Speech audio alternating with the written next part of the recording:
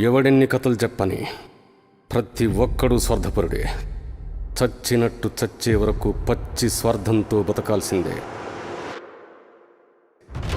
నేను అలా కాదని ఎవడైనా మొండికేస్తే, మంచోడై బతకాలనుకుంటే, బతికితే అడ్డమైన వాడి చంకలు నాకి, వాడి చంక వాడు నాక్కొని చంక నాకిపోవాల్సిందే.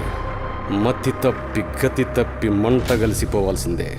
వాడు పురాణ పురుషుడైనా యుగ పురుషుడైనా. సత్యహరిశ్చంద్రుడు పెళ్ళాన్ని నమ్ముకున్నట్టు, శ్రీరామచంద్రుడు ఆకులు అలములు ఏరుకుని తిని బతికినట్టు, జీవితాంతం అహింస అహింస అని గొంతు పగిలేలా అరిచి హేరామంటూ గుండె పేల్చబడి మహాత్మాగాంధీ చచ్చినట్టు, మహానుభావుడెవడైనా సరే మంట కలిసిపోవాల్సిందే ఈ నీచ నికృష్ట ప్రపంచంలో.